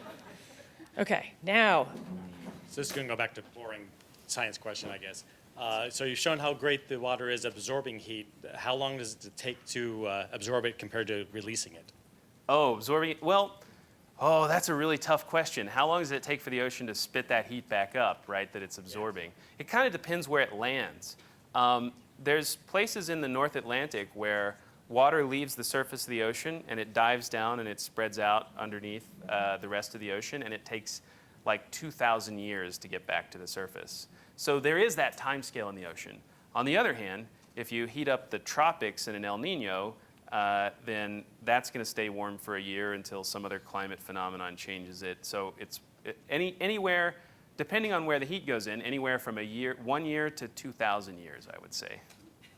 Somewhere in there in the middle. Are there going to be any efforts in the near future to measure heat changes in the deep ocean? Yes, actually. Heat changes in the deep ocean are really important and are part of this same question. How much heat is really getting down there, and it's going to be down there for 1,000 or 2,000 years? We don't really know because we don't have good measurements of the deep ocean. And there's a program called Argo, which are little floats that go up and down in the ocean, little robotic floats that are autonomous. They drift around. And they're right now they essentially measure the top half of the ocean, the top 2 kilometers. On average, the ocean's about 4,000 meters, 4 kilometers deep. And getting that bottom half is kind of a technological challenge, but there are efforts underway at NOAA and other places to try and develop, and Scripps Institution of Oceanography, to try and develop floats that'll go down that deep and come back and have good data and all that stuff. So there are efforts. And we have some tools, like you can drive a ship around and lower an instrument over the side, which we've been doing for 135 years now. We know how to do that pretty well, but the problem with that is getting enough of those data to really see the big picture. And there's lots of work to develop that. You can kind of figure out a little bit of it by sort of subtracting a bunch of really big signals to get a really small number. So we can measure the total sea level with our JSON satellites. We can measure what's going on in the top half with Argo. And then the other thing you need to know is how much extra water there is. And there's another satellite called GRACE, which measures, essentially weighs the ocean. So using all 3 of those, you can kind of infer what's going on in the deep ocean if the signal's really big. But right now, we don't have a long enough time span of all those data sets to see what the signals are down there. So maybe someday we could do that with a combination of other data sets. But the right way to do it is to stick little floats down there, and people are working on that. Okay, this is the dumbest question on Earth, so yes. I apologize in advance. Wow, I didn't know we were going to set records today. This is awesome. Right. I'll do my best. Bring it on. I've heard a lot about, the danger of the oceans rising and all of that, but I'm just wondering how far out has that been projected? Hypothetically, if everybody moved away from the coasts and the ice caps melted, would it cover land? How far do I have to go inland before my property value goes back up, right? Or where is the next beachfront property? Right, where's the next beachfront property? Futures and... So the numbers are kind of like this. Sometime in the next 100 years, we'll probably get between 2 feet and 5 or 6 feet of global sea level rise. So it depends a lot on what coast you live on. And doing a better job of between 2 feet and 5 or 6 feet, we can't really do that yet. We just don't have the scientific understanding of things like these ice sheets. So Greenland is covered, and Antarctica are covered by these giant just blobs of ice. They're so big and so heavy, they push the land down. And in some places, they actually are below sea level, so there's water up against the side of them, kind of eating away at them. And how all those things interact, the atmosphere dumping snow on the top, the ice sitting on the land, which can come up when the ice disappears, the water coming in from the side. You can see it's a really complicated thing. And so understanding what the ice sheets are going to do, that's our big uncertainty for future sea level rise. And right now, that's what's limiting us from saying anything better than somewhere between 2 feet and 5 feet. Now, what that means practically on the beach depends a lot on where you live. In places like New Orleans, where it's sinking, another foot of sea level rise is a really big deal. In South Florida, it's also a really big deal because the land doesn't rise very high as you go in from the water there. There's a lot of places that are vulnerable to even 1 foot of sea level rise, and we're almost certain to see 1 foot in the next 100 years, probably in the next 50 years. So those are kind of long time scales for like a home mortgage, right? But they're not long time scales for 2 home mortgages, right? So your home, you may have to worry about, but your kid's home and your grandkid's home, they're definitely going to have to worry about sea level rise. So it's out there. The thing about sea level rise, though, is that it doesn't, global sea level rise happens in this steady, long-term way. We're talking about numbers 50 years from now, 100 years from now. But practically speaking, when you live on the beach, it's not that gets you. What happens is you have a little bit of extra sea level rise, and then some storm that wouldn't have hit you before hits you now. And the instances of things like that are starting to happen, like Sandy, like Katrina. Those didn't happen because of global warming, but they were worse because of a bit of extra sea level rise. We've already had about a foot. That's essentially man-made. And we'll get another foot. And so those things are going to happen more and more frequently. So it kind of happens all at once. And property values, that's a tough question because that depends on how risky people think it is to live somewhere. And so when they start to think that it's risky to live in this flood zone, then the property value goes down, everybody moves away. So it's a weird thing. So I didn't really answer your question. But I talked a long time. Okay. I think we've got, right. Oh, you've got it. You've got it. And now the floor is yours. All right, bring it on. So another probably silly question is, with that knowledge that you just shared, is this global or this sea level rise, is it an inevitable freight train that our kids just have to know where to go buy property, or is there something that they can really do to make the difference between that 2 feet and that 5 feet? Probably is the answer to that. Certainly, if we curb emissions, if we don't put as much CO2 in the atmosphere, we'll have less sea level rise in the long run. And it'll probably happen slower. But just how much is still really hard to say. But that doesn't mean we shouldn't do anything about it. Definitely, we should be trying to curb our emissions. We should be looking for alternative sources of energy. And personally, I think, even though JPL may not want me to say this, I think that, that we should have something like a carbon tax, because we don't really pay the cost of the carbon that we put in the atmosphere. People down the road are going to pay that cost. So we should be paying that cost now to help ourselves avoid the worst potential problems that we see down the road. So yeah, there's a lot of stuff we can do. We can still stave off the largest scenarios, the fastest warming, the most sea level rise, but we got to do something pretty soon.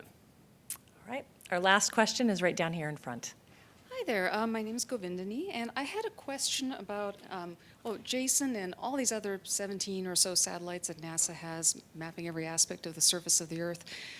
Are there any places of mystery left on the planet that have not been thoroughly mapped? And that's one side of my question of asking, are there any places where you really don't have as good a view on the Earth, or things that are still somewhat mysterious, say in Antarctica or the Arctic, that you'd love to get a better look at? Yeah, that's a great question.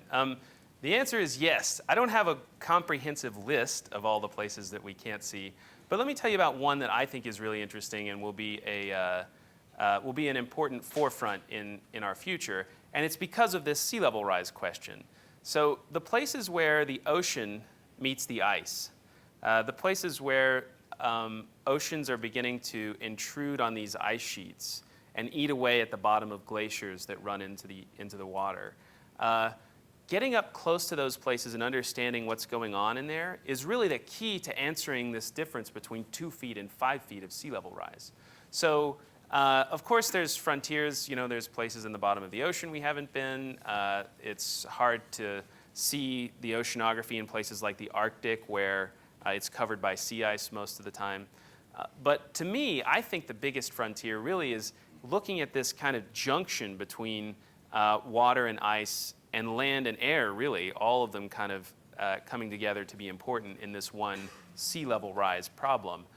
That's really where I think the new frontier is, and where we're going to have to push for new technologies and new ways to delve into these regions to really figure out what's going on and really answer this big question of 2 feet or 5 feet.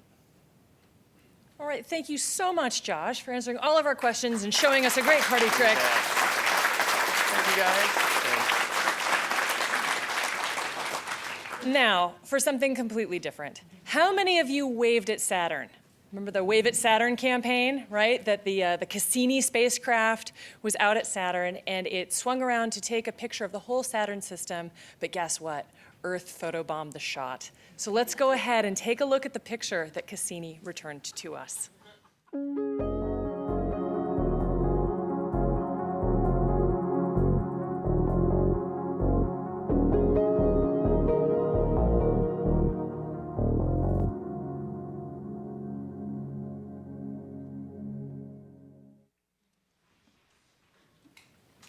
That's here, that's home. Yay, Cassini!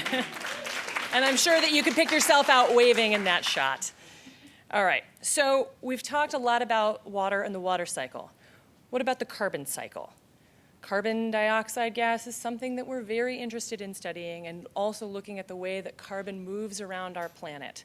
So we do want to run a short video for you to tell you a little bit more about the carbon cycle and about an upcoming mission, the Orbiting Carbon Observatory 2, or OCO2.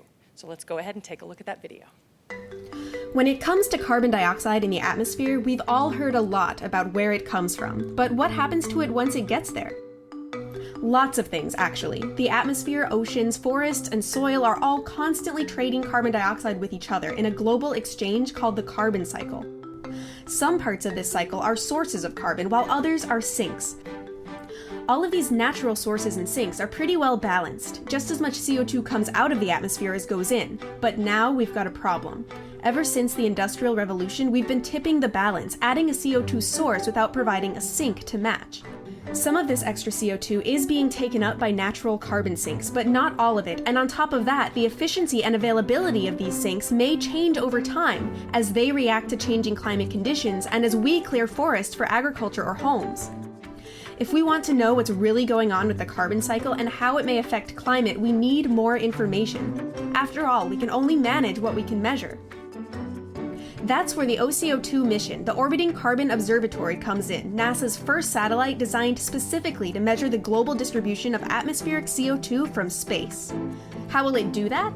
By measuring the sunlight that bounces off the Earth's surface. On its way through the atmosphere, this sunlight interacts with CO2 molecules in the air. CO2, like other gases, absorbs only certain colors of light. OCO2 is tuned to look at these specific colors, and by measuring the amount of light that's missing in each one, we can figure out how many CO2 molecules got in the way.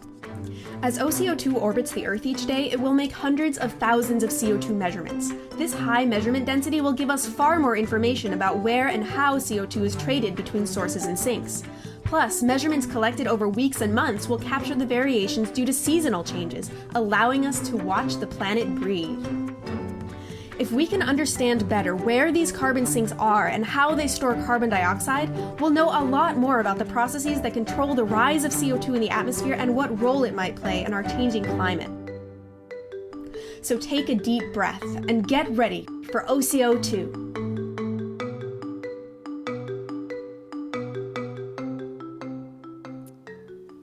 Orbiting Carbon Observatory 2, or OCO2, is NASA's first dedicated Earth remote sensing satellite to study atmospheric carbon dioxide from space.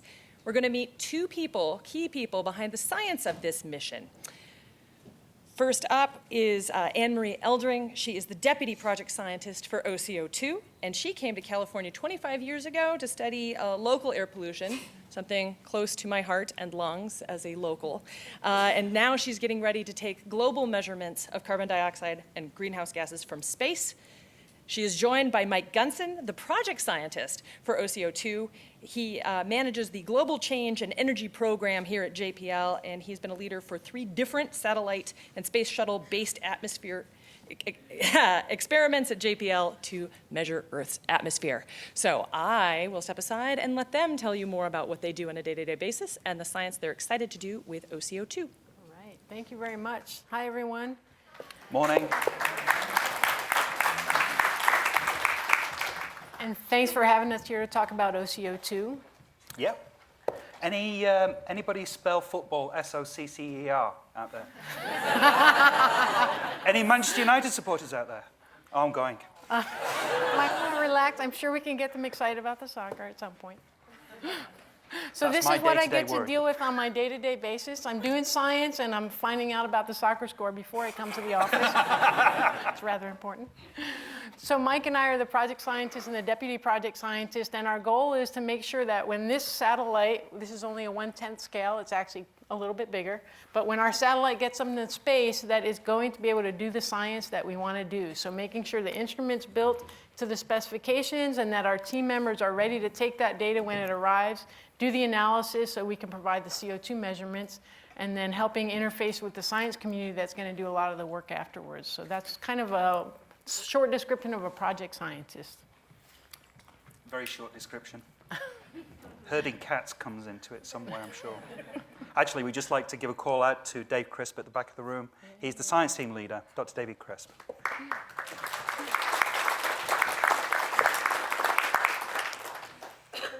Most of our time is inevitably spent in, I'm often asked, what's it like to be a scientist? And I don't know that a project scientist is that much different than, say, the work that Josh does, except he's far funnier about it. And most of my colleagues, 95% of it is pretty much heavy lifting of grunt work. And then you get, every now and again, there's about 5% where you learn something. And I do have fun every day. Do you have fun every day? I have fun every day, but I'm Every very day. excited because in July 2014, we're actually going to launch this thing into space and get real data. So we've been working for quite some time, and Dave has been working for even longer to see the OCO2 instrument built and launched. And actually, you may wonder, why is it OCO-2?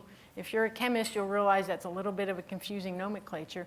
Well, really, this is the second time this has been built, because they built an OCO instrument and launched it into space, but the rocket did not work properly, so the thing went back down in the ocean in 2009. It's swimming with the fishes. It is. And NASA decided this is such an important data set that they would go ahead and rebuild it, so we are the rebuild, or OCO-2, of this, a carbon copy of this satellite. Unintended. It burns. It burns. Josh has opened the gates for comedy and science. And it's a little bit of a Pandora's box. We've even had a Monty Python reference. Well, how good can it get? And now for something entirely I different. had now for something completely different in the show at some point. If I didn't, I thought about it. So, so the video that you rolled that we had at the top of this segment is really jam-packed with information. So maybe you could talk a little bit more of exactly how OCO2 looks at carbon dioxide in the atmosphere. Dr. Gunson, would you like to explain that? You passing me that one? This is the hospital pass. Okay. So as we've devised a technique that looks at sunlight reflected off the Earth's surface. So that light has come in, passed all the way through the atmosphere, bounced off the surface, and comes back to the satellite and the instrument. By looking very carefully at different colors of that light, at different wavelengths, we can actually find the light which is affected by the amount of carbon dioxide in the atmosphere. Now, the trick for any experiment like this that involves carbon dioxide is that we have to be able to do this very sensitively. I think most of you might know that the background amount of carbon dioxide in the atmosphere passed 400 parts per million. It was in the news probably in the, was it March, April timeframe. What we're looking for are changes in that amount by 1 part in 400. 1 part in 400. So that's a very tiny variations we have to be sensitive to. So we measure that sunlight really well. We spend a lot of time as a science team characterizing the instrument so we know how it performs in what exquisite detail is probably the best way to describe it. That way we can discern how carbon dioxide is changing so you can know whether it's being put in the atmosphere or it's being taken out by something at the surface. Most of the carbon dioxide in the atmosphere, he said, going on past an explanation of how this works. Once carbon dioxide gets in the atmosphere, it's really inert. Nothing affects it while it's in the atmosphere.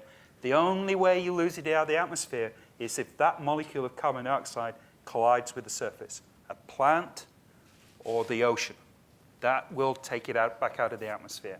So we're looking for very small changes in something that's going to be with us for a very long time. So I was impressed with Josh's answer, by the way, about what does the future for hold. We're putting stuff into the atmosphere at a rate of knots, we as human beings.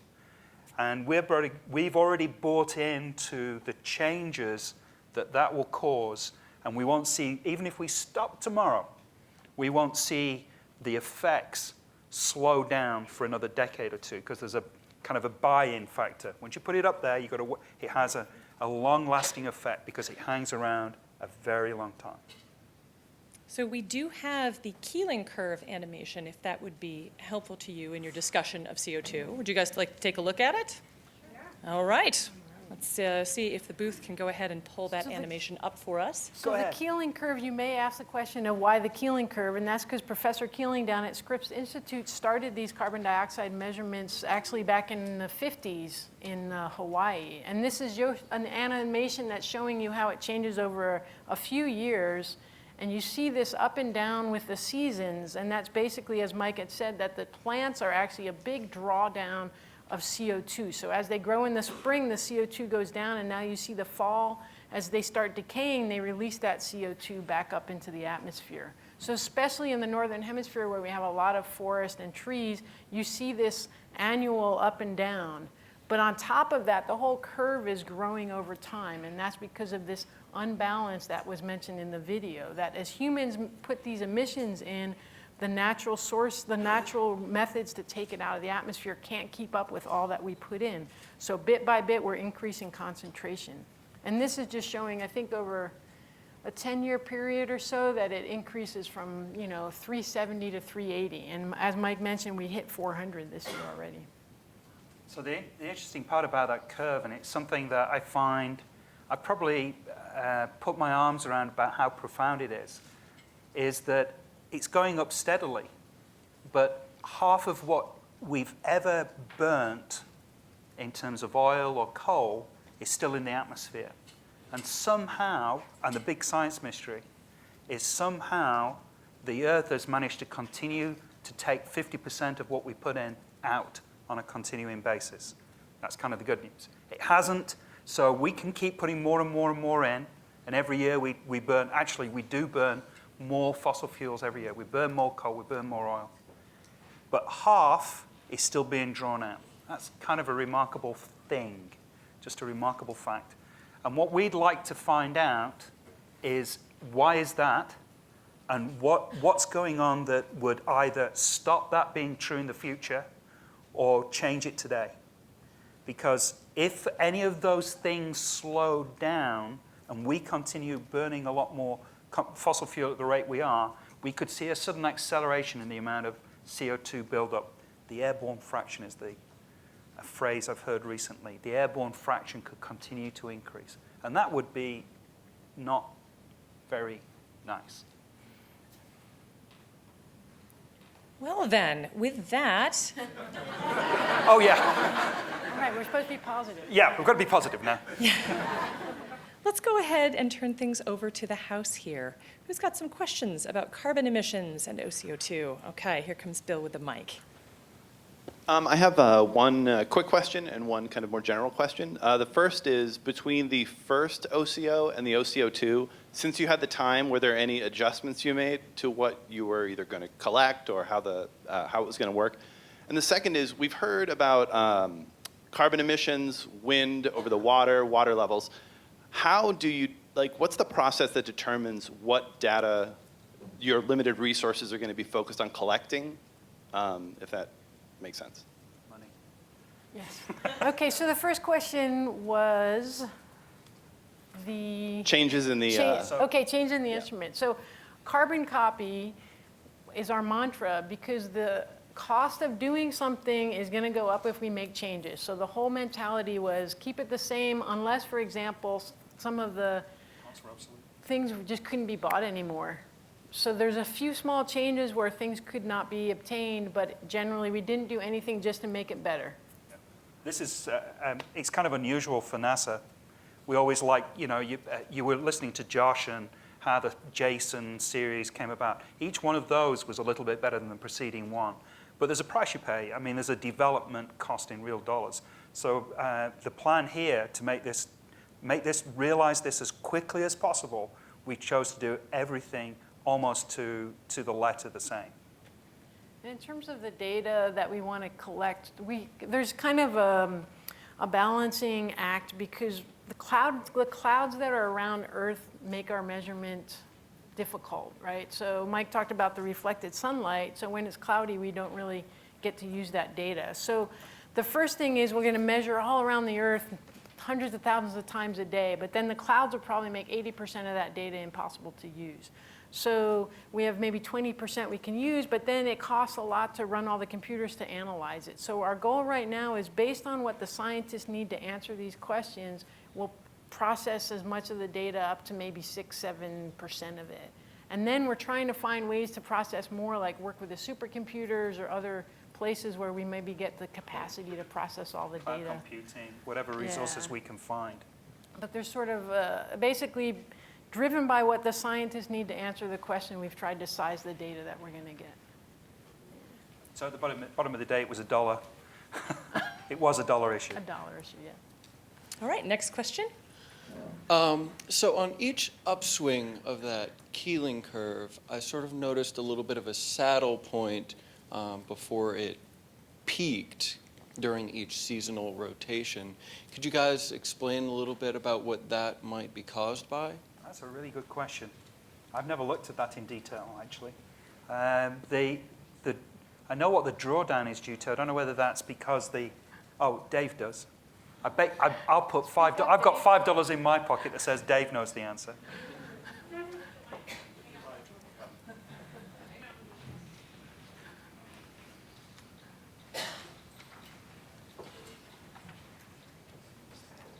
Intertropical convergence zone movement.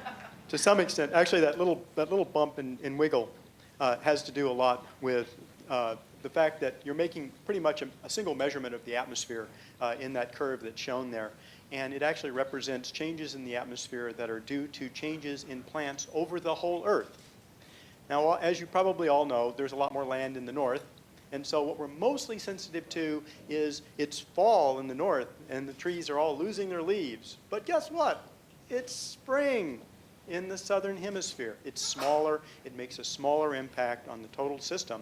But a lot of that little wiggle you're seeing is the peak growing season in the south coming in and influencing that carbon dioxide just a little bit. But you can kind of see how much of an impact we have in the northern hemisphere with its much larger continental area compared to the southern hemisphere.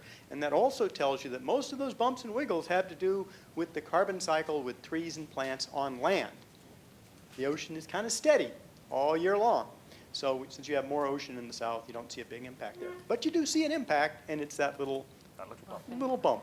If you look at the same kinds of measurements made on the north slope of Alaska, the depth of those troughs is much deeper because they're influenced by all the trees and the forests in the northern hemisphere and less influenced by, it takes a while for the influence of what goes on further away to reach the north slope. But the depth and the cycle is much bigger if you looked in other places like the north slope of Alaska, for example.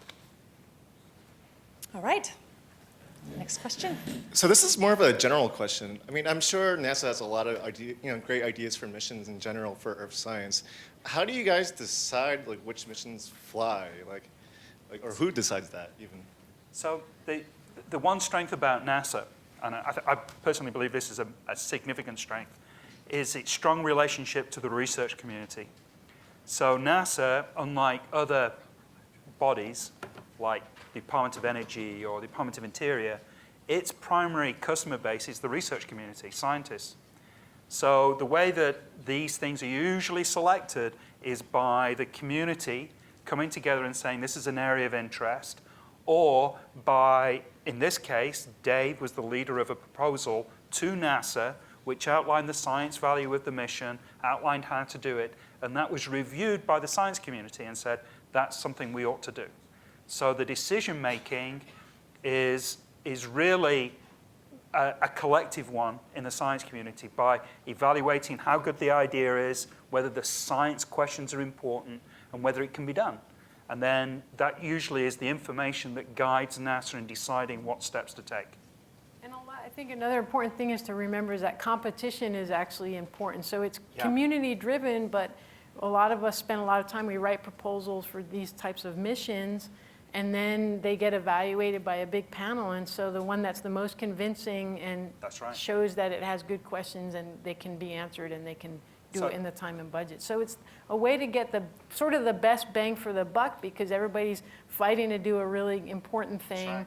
with the least amount of money. Okay, we have time for exactly one last question, and it needs to be quick, and this is a challenge to our scientists. Ready? Go. So where I'm from, originally Southern Ontario, we are into solar energy and using solar power. My brother has solar panels on her. And there are a lot of turbines, wind turbines. I wonder how long it's going to take. As Josh was saying, it takes like 10 years. Will you see a measurable notice or difference in your measurements in the future? So it's a really interesting question. If you look at, and this is not what we can really pin down from this experiment, but if you look at the economic data on where fossil fuels are being used, there's two things. Developed countries, and Europe in particular, but in the United States as well, our per capita use has been steady for decades. In places like Sweden, for example, it's declined. They've transitioned to a large amount of hydroelectric power. Second, the current increase is in the developing world. So now, somebody asked me this question the other night at a Pasadena Forum on Climate Change, and I had to disagree with him afterwards, saying it's less about us now, it's really, really about China and India. Their per capita use, to give a measure, is a tiny, tiny fraction of our per capita use. So their potential to achieve, modernize their societies is huge. Will we see a difference in sustainable energy alternatives? The trick is you have to use, if you don't have anything else, you have to burn coal to make something to replace it. You have to burn oil to replace it. It takes a long, long time to get that payback, and you can see it if you ever install solar power, that the payoff time isn't 2 to 3 years, it's like 10, 15, 20 years. So in order to get there, you have to start small, but the payoff time in replacing and trying to migrate away from fossil fuel-based energy is a long, drawn-out business. Thank you so much. Please, a big round of applause for our experts from OCO2.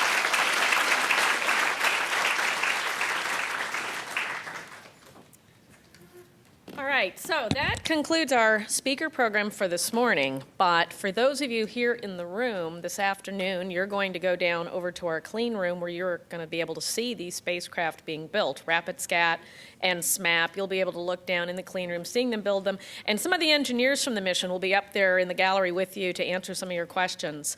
And OCO2 is currently being built in Arizona by our contractor Orbital. So 2 out of the 3 are here.